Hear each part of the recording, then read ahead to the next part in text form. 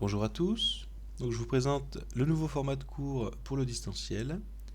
On reprend où on était, on attaque aujourd'hui le coefficient binomial.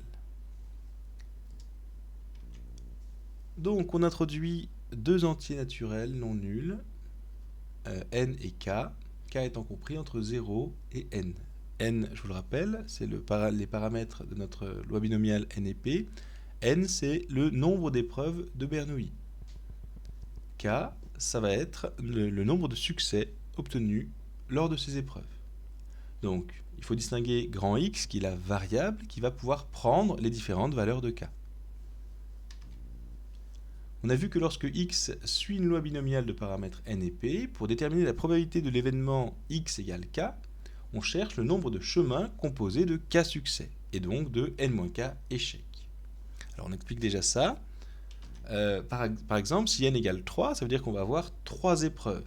Si on compte le nombre de chemins menant à grand X égale 2, donc obtenir 2 succès, on va avoir succès, succès, échec, succès, échec, succès, ou échec, succès, succès. Donc sur 3 épreuves, on a 2 succès, 1 échec. Est-ce qu'on pouvait prévoir que sur 3 épreuves, si on a 2 succès, on a 2 succès, on a 1 échec? Eh bien oui, en toute logique, et c'est pour ça que par le calcul, ça va se traduire par ce n-k. Si on a n égale 3, donc 3 épreuves, et k égale 2, 2 succès, si on fait n-k, 3 moins 2, on obtient le nombre d'échecs par chemin réalisant cet événement.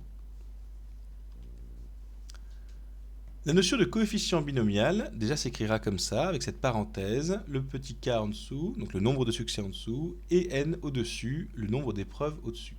Ça va se lire k parmi n. Donc le coefficient binomial k parmi n, c'est le nombre de chemins réalisant k succès pour n répétitions. Ça veut dire, exactement comme dans l'exemple précédent, si je cherche 2 parmi 3, c'est-à-dire combien de chemins mènent à 2 succès si j'ai 3 épreuves de Bernoulli qui se répètent. Eh bien, on l'a dit juste au-dessus, il y avait 3 chemins menant à 2 succès, donc ce coefficient binomial ici, 2 parmi 3, est égal à 3. Deux propriétés de cas particuliers. Tout d'abord, 0 parmi n et n parmi n est égal à 1. Alors, qu'est-ce que ça veut dire? Ça veut dire combien de chemins mènent à obtenir aucun succès, 0 succès, parmi n épreuves.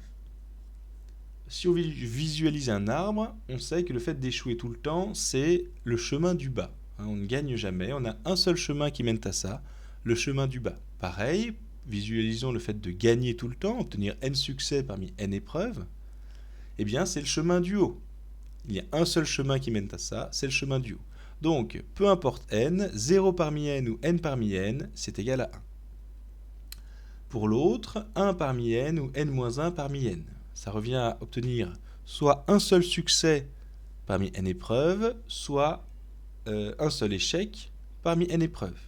Si on a n-1 succès, ça veut dire qu'on a échoué une seule fois. Alors, on prend un exemple, si n égale 5 par exemple, obtenir un seul succès, ça veut dire soit je gagne sur la première épreuve, et donc je perds les 4 autres, soit je gagne sur la deuxième, je perds les 4 autres, soit je gagne sur la troisième, soit je gagne sur la quatrième, soit je gagne sur la cinquième. Finalement, 5 épreuves, gagner une fois, 5 chemins différents, 5 scénarios différents.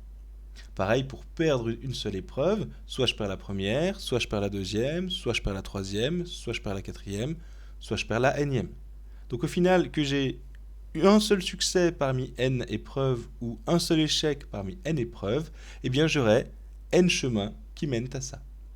D'accord? Donc deux propriétés qu'on peut considérer comme vraies sans avoir besoin de les justifier. Elles nous serviront pour la suite. Voilà, on s'arrête là pour aujourd'hui. J'espère que ce qui a été dit a été bien compris. Si ce n'est pas le cas, vous pouvez bien sûr me poser les questions que vous voulez. On fait 3 petits exercices pour être à l'aise avec ça, des exercices d'application. On verra comment calculer les coefficients binomiaux dans tous les cas et facilement la prochaine fois. Demain, petit QCM comme d'habitude via Pronote. Je vous laisse faire les exercices pour vendredi et le petit QCM demain. Bonne fin de journée.